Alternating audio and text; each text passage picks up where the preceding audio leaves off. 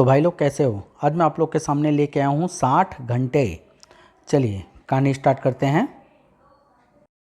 कई हफ्तों की मेहनत के बाद नारायण ने ताबूत के आकार का यह लकड़ी का बक्सा तैयार किया था। काम पूरा हो गया। अब मैं मिशन के लिए तैयार हूँ। बाहर जाने के लिए तैयार होकर नारायण अपने पालतू तोते के निकट पहुंचा। मैं शिकार पर जा रहा हूं टीटी, मेरी सफलता के लिए दुआ करना। दरअसल नारायण एक पेशेवर अपराधी था। रईस लोगों के बच्चे का अपहरण करके फिरौती में मोटी रकम वसूल करना उसका पैसा था। इस बार उसका निशाना शहर के मशहूर उद्योगपति करण दीवान का इकलौता पुत्र पवन दीवान था। अच्छा दोस्तों, कल मिलेंगे। बाय पवन।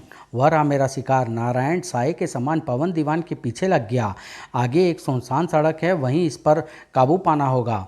कुछ देर बाद जैसे ही पवन की कार एक सुनसान क्षेत्र में प्रविष्ट हुई, नारायण ने उसका रास्ता रोक लिया। पवन कुछ समझ पाता उससे पूर्व ही नारायण उस पर झपट चुका था। बेहोश पवन को अपनी कार में डालकर नारायण वहां से रवाना हो गया। अब शुरू हुआ है खेल। जब शाम तक पवन घर नहीं लौटा तो घर में हंगामा मच गया। करण दीवान ने फ़ोन करके पुलिस को वो बुलवा लिया था। पवन मेरा इकलौता पुत्र है मिस्टर सावन, हम उसे सब जगह तलाश कर चुके हैं, अब आपका ही सहारा है। चिंता मत कीजिए मिस्टर दीवान, आपके पुत्र को कुछ नहीं होगा, पुलिस उसे ढूंढ निकालेगी। इंस्पेक्टर सावन के नेतृत्व में पुलिस दल ने खोज आरंभ की और जल्दी ही पवन की कार ढूंढ निकाली। लगता है पवन का अपहरण किया गया है। इधर करण दीवान के पर्सनल टेलीफोन की घंटी बजी थी। यस करण दीवान हियर, तुम्हारा बेटा मेरे पास है सेठ, क्या तुम उसे जीवित वापस पाना चाहोगे? कौन हो तुम, क्या चाहिए तुम्हें? 2 करोड़ रुपया, नोट 500 के होने चाहिए। पुलिस में खबर की तो बेटे की लाश पाओगे। नहीं नहीं, ऐसा मत करना, मैं रुपया देने के लिए तैयार हूँ। गुड, कल सुबह रकम लेकर अकेले अपनी गाड़ी में रिंग रोड पर पहुँच जाओ। मौका देखकर मैं स्वयं तुमसे संपर्क करूँगा। मेरा ऐसा कोई इरादा नहीं है। अपने बच्चे के लिए मैं 2 करोड़ तो क्या, अपनी जान तक दे सकता हूँ। लेकिन एक बात याद रखना, यदि धोखा हुआ तो मैं तो मरूंगा ही, तुम्हारा बेटा भी जीवित नहीं बचेगा। गुड, मुझे तुमसे यही उम्मीद थी। अब कल मुलाकात होगी। एक भयानक ठहाका लगाते हुए नारायण ने संबंध विच्छेद कर लिया और उस विचित्र ताबूत में बेहोश पड़े पवन की ओर देखा। अगर इसके बाप ने मेरी मांग न मानी या मेरे साथ कोई धोखा किया तो यह ताबूत इस लड़के की अंतिम आरामगाह बन जाएगा। नारायण ने ताबूत में लगे कुछ स्विच घुमाए, परिणाम स्वरूप ताबूत में लगा पंखा और बल्ब ऑन हो गए। फिर उसने ताबूत का ढक्कन बंद कर दिया और उसे खींचकर कमरे से बाहर ले गया। अगली सुबह करण दीवान अपहरणकर्ता के निर्देशानुसार रकम लेकर अकेले निकले थे। पुलिस जाए भाड़ में, मुझे अपना बेटा वापस मिलना चाहिए। लेकिन करण दीवान को पता नहीं था कि अपहरण की संभावना को देखते हुए इंस्पेक्टर सावन ने उनका फ़ोन टैप कर लिया था और अब वह गुप्त रूप से उसका पीछा कर रहा था। लेकिन नारायण भी मूर्ख नहीं था। रिंग रोड से गुजरते हुए उसकी तेज आंखों ने सेठ करण दीवान के पीछे लगे इंस्पेक्टर सावन को पहचान लिया था। सेठ ने मेरे साथ धोखा किया है, अब उसका लड़का जीवित नहीं बचेगा। गुस्से से उबलता हुआ नारायण वापस लौट आया। इधर करण दीवान अपहरणकर्ता के इंतजार में शाम देर तक रिंग रोड पर भटकता रहा, लेकिन कोई उससे संपर्क करने नहीं आया। सुबह से घूम रहा हूँ, अब क्या करूँ? आखिरकार वह दुखी मन से वापस घर लौट आया था। रात 10 बजे अपहरणकर्ता का फ़ोन आ गया। तुमने पुलिस को सूचना देकर अच्छा नहीं किया सेठ। तुम्हारे बेटे और मौत के बीच सिर्फ 20 घंटे का समय है। इस अवधि में अगर रकम न मिली तो मेरा विश्वास करो, मैंने पुलिस को खबर नहीं की। रकम तैयार है, तुम अभी आकर ले जाओ। मैं मूर्ख नहीं हूँ सेठ, जो खुद आऊँगा। मेरे अगले संदेश की प्रतीक्षा करो। उसके साथ ही लाइन कट गई। अगला संदेश देने के लिए अपहरणकर्ता ने नया तरीका अपनाया था। अगली सुबह जब करण दीवान पूजा करने के लिए मंदिर गया तो मुझे आपसे ज़रूरी बात करनी है सेठ जी। क्या बात है पुजारी जी? कल रात एक नकाबपोश मंदिर में आया था, वह आपके लिए संदेश दे गया है कि आज रात 10 बजे आप समुद्र तट पर स्थित बोट क्लब के पीछे पहुंच जाएं। नोटों से भरा बैग वहीं रख दें और वापस चले जाएं। सुबह तक आपका बेटा आपको वापस मिल जाएगा। सेठ जान चुका था कि पुलिस उसके पीछे लगी है, इसलिए वह रात 9:30 बजे कोठी के पिछले द्वार से बाहर निकला था। पवन के गायब हुए 56 घंटे हो चुके हैं, पता नहीं कहाँ होगा। टैक्सी द्वारा वह बोट क्लब पहुंचा था और बताए स्थान पर नोटों से भरा सूटकेस रख दिया था। भगवान, यह रकम उस बदमाश तक जरूर पहुंचा देना, वरना मेरा बेटा। 10:15 बजे नारायण वहां सूटकेस उठाने पहुंचा था। इस बार सेठ पुलिस साथ नहीं लाया है। लेकिन यह उसका दुर्भाग्य था कि उसी समय दो पुलिसकर्मी उस ओर निकल आए थे। देखो, वह व्यक्ति किसी का सूटकेस उठा रहा है। कौन हो तुम? ओह, पुलिस! इसे पुलिस की चाल समझकर नारायण दौड़ पड़ा। रुक जाओ, सेठ ने मेरे साथ धोखा किया है। नारायण जब नहीं रुका तो धाएं! गोली खाकर नारायण नीचे गिरा। धोखा सेठ, अब तू अपने बेटे को कभी नहीं देख पाएगा। 3 घंटे बाद उसकी ऑक्सीजन समाप्त हो जाएगी, वह तड़प तड़प कर मरेगा। इस घटना की सूचना पाकर जब इंस्पेक्टर सावंत वहां पहुंचा तो सूटकेस पर करण दीवान का नाम लिखा देखकर वह सब कुछ समझ गया। सेठ, करण दीवान को बुलाओ। नारायण की लाश देखकर करण दीवान के आंसू फूट निकले। यह आपने क्या कर डाला इंस्पेक्टर? अब मेरा बेटा मुझे कभी नहीं मिल सकेगा। अब मैं क्या करूं? धैर्य रखे सेठ जी, हमने जानबूझकर कुछ नहीं किया है। नारायण को शूट करने वाला पुलिसकर्मी आगे आया। सर, मरने से पहले वह चिल्लाकर कह रहा था कि 3 घंटे बाद सेठ जी का बेटा मर जाएगा, उसकी ऑक्सीजन खत्म हो जाएगी। तभी नारायण की जेब से निकले पत्र ने स्थिति को और रहस्यमय बना दिया।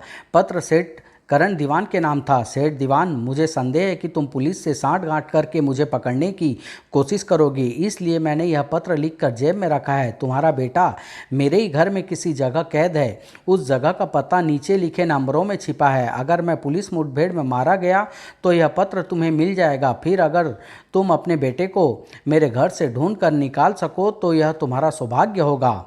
9872144310 नारायण। पत्र में नारायण का पूरा पता भी लिखा था। पुलिस दल तुरंत ही वहां पहुंच गया। पूरे घर की तलाशी ली गई मगर पवन कहीं नहीं मिल सका। पवन को ढूंढने के लिए हमें नंबरों के इस कोड को हल करना होगा। कौन करेगा इस कोड को हल? समय निकला जा रहा है। अगर मेरे बेटे को कुछ हो गया तो मैं भी जीवित नहीं रहूँगा। धैर्य रखिए सेठ जी, आपके बेटे को कुछ नहीं होगा। मैं करूँगा इस कोड को हल। और इंस्पेक्टर सावंत कागज़ पेन लेकर कुछ हिसाब लगाने बैठ गया। 987। कुछ देर बाद वह उछल कर खड़ा हुआ। मैंने कोड हल कर लिया है सेठ जी। तो कहाँ है मेरा बेटा? सावंत तेजी से दीवार पर टंगे तोते के घर के निकट पहुंचा। नेस्ट ऑफ टीटी, अभी बताता हूं। तोते के घर के भीतर हाथ डालकर सावंत कुछ टटोलने लगा और जब हाथ बाहर निकाला, डिबिया! यह क्या मजाक है इंस्पेक्टर? मेरा बेटा इस डिबिया में तो नहीं हो सकता। डिबिया के अंदर कागज का एक चीट बरामद हुई। लॉन में नीम के पेड़ के नीचे पुलिस वालों ने फौरन ही लॉन में पहुंचकर खुदाई शुरू कर दी। कुछ ही देर बाद ताबूत बाहर निकल आया। ताबूत खोलो इसे। ताबूत खोला गया। पवन, मेरा बेटा! पिता की आवाज़ सुनकर पवन ने आंखें खोल दी। क्या मैं जिंदा हूँ डैडी? हाँ मेरे बेटे, तू जिंदा है, जिंदा है। पवन को तुरंत अस्पताल भेज दिया गया। पूरे 60 घंटे वह लड़का इस कब्र में कैद रहा। अपहरणकर्ता ने प्लान तो शानदार बनाया था। अगर उसे रकम न मिलती तो हम पवन की लाश भी नहीं ढूंढ पाते। अपहरणकर्ता जीनियस था सर। ताबूत में bulb, exhaust fan, oxygen cylinder और बैटरी सभी कुछ फिट है। पवन को 60 घंटे जीवित रखने का पूरा प्रबंध किया था उसने। मुझे खुशी है कि पवन 60 घंटे कब्र में गुजार कर जीवित निकल आया। लेकिन सर, आपने इस स्थान का पता कैसे लगा लिया? आपको किस तरह पता चला कि तोते के घर में कोई संदेश छिपा हुआ है? प्लीज़ हमें भी उस कोड का हल बताइए ना। उस कोड में मुझे यह बात विचित्र लगी कि सारे नंबर अंकों में न लिखकर वर्ड्स में लिखे गए थे। मैंने सोचा कि कहीं नारायण ने अल्फ़ाबेट्स से कोई संदेश तो नहीं बनाया है, इसलिए मैंने उन नंबरों को एक सीधी पंक्ति में लिखा, 9872144310।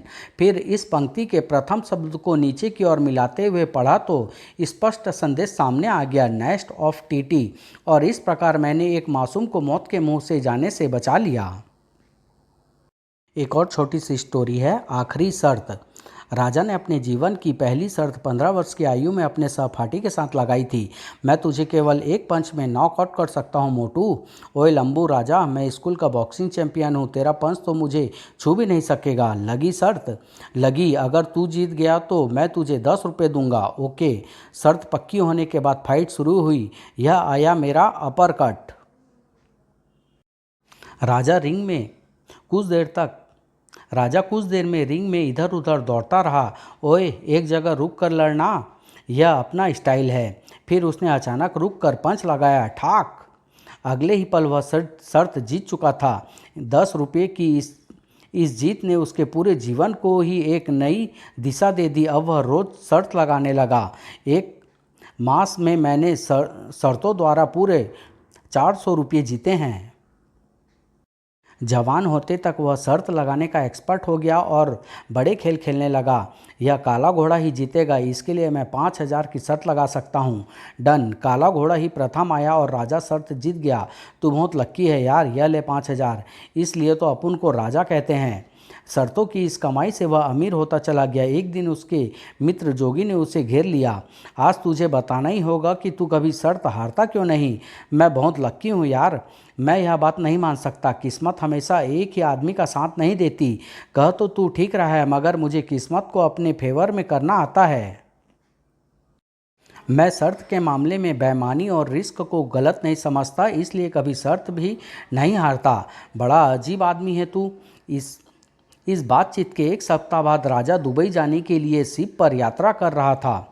शारजहां क्रिकेट टूर्नामेंट में लाखों की शर्त लगती है। इस बार मैं भी भाग्य आजमाऊंगा। कुछ ही देर में सूरज डूब गया। 3 दिन से देख रहा हूं कि सूरज छुपते ही यह औरत डेक पर आकर खड़ी हो जाती है।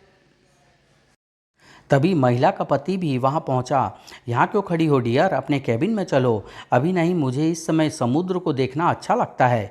अंधेरे में समुद्र अच्छा लगता है, यह बात कुछ समझ नहीं आई। उनकी बातें सुनते हुए राजा अपने केबिन की ओर बढ़ गया। अगली दोपहर राजा शिप के बाहर में बैठा ड्रिंक ले रहा था कि अचानक, हे राजा, यह सचमुच तुम ही हो? अमर, यू डेविल, तुम यहाँ कैसे? मैं तो शारजाह जा रहा हूँ, एक बिजनेस डील करने दुबई जा रहा हूँ प्यारे। और तू? मैं समझ गया, तू शर्त लगाने जा रहा होगा। और अपना काम ही क्या है? शिप कल सुबह 8 बजे दुबई पहुंचेगा और 10 बजे मुझे अपनी पार्टी से मुलाकात करनी है। मुझे नहीं लगता शिप अपने ठीक समय पर दुबई पहुंच जाएगा। मौसम खराब होता जा रहा है, ऐसे में शिप की गति कम कर दी जाएगी और हम समय पर नहीं पहुंच सकेंगे। ऐसा नहीं होगा डियर, शिप कल ठीक 8 बजे दुबई पहुंचेगा। तो हो जाए शर्त। मैं कहता हूँ सिर्फ 8 बजे नहीं पहुँच सकता। ज़रूर पहुँचेगा, मैं शर्त लगाने के लिए तैयार हूँ। दोनों के बीच एक बड़ी रकम की शर्त लग गई। शाम होने पर राजा चिंतित हो उठा। मौसम तो ठीक हो गया है, सिर्फ इसी गति से चलता रहा तो अपने ठीक समय पर पहुंच जाएगा। अगर मैं शर्त हार गया तो अमर बहुत मजाक बनाएगा, साथ ही उसे एक बड़ी रकम देनी पड़ेगी। उसका दिमाग शर्त को जीतने की युक्ति सोचने लगा। फिर उसने एक बड़ा रिस्क लेने का निर्णय लिया। 3-4 मील शर्त जीतने के लिए किसी भी तरह शिप की गति कम करनी होगी और इसका एक ही उपाय है कि मैं समुद्र में छलांग लगा दूं। 3-4 मील तक तो मैं समुद्र में आराम से तैर लूँगा, फिर बोट्स मुझे ढूंढती हुई आ जाएगी। लेकिन यह काम तभी हो सकता है जब कोई मुझे समुद्र में गिरते हुए देख ले। यह बड़ा अजीब और साहसिक निर्णय था, लेकिन राजा को खुद पर विश्वास था। तभी वह खुशी से उछल पड़ा, यह औरत इस काम को कर सकती है। उसने तुरंत अपनी योजना पर अमल करने का निर्णय कर लिया। हेलो, नमस्ते। आप भारतीय हैं, इसलिए आपसे बात करने की इच्छा हुई। क्या बात करेंगे? बस यही कि आप हर रोज़ समुद्र को इस प्रकार निहारती क्यों रहती है? क्या यह कोई अपराध है? अरे नहीं, मैंने तो ऐसे ही पूछ लिया था। यह क्या कर रहे हो, गिर जाओगे। गिरना इतना आसान नहीं है। अरे, अपनी ही योजना अनुसार उसने जानबूझकर स्वयं को गिरा दिया और फिर शिप तेजी से आगे बढ़ता रहा। बचाओ, अगर शिप रुका नहीं तो मैं जीवित नहीं बचूंगा। महिला की चीख सुनकर उसका पति डेक पर पहुंचा। क्या हुआ डार्लिंग? वह गिर गया, उसे बचा लो, भगवान के लिए उसे बचा लो। रिलैक्स डियर, तुम्हें आराम की ज़रूरत है, अपने केबिन में चलो। नहीं, उसे बचा लो, वह पानी में गिर गया है। मगर उसका पति उसे संभालते हुए डेक से नीचे ले आया। इस तरह शोर नहीं करते डार्लिंग, देखो शिप का कैप्टन आ रहा है। मैडम इस तरह चिल्ला क्यों रही है जनाब? इन्हें दौरा पड़ा है कप्तान। दरअसल 6 महीने पहले हमारा बेटा इसी प्रकार नदी में गिर कर डूब गया था, तभी से ये इसी प्रकार चिल्लाती रहती है।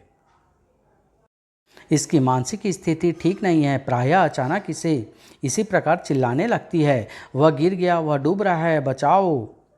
आई एम सॉरी मिस्टर, इन्हें केबिन में ले जाकर लिटा दीजिए, मैं डॉक्टर को भेजता हूँ। शिप अपनी उसी रफ्तार से मंजिल की ओर बढ़ता जा रहा था और राजा शर्त लगाने की अपनी इस आदत पर पछताता हुआ समुद्र की लहरों में खोता चला गया। समाप्त। वीडियो खत्म।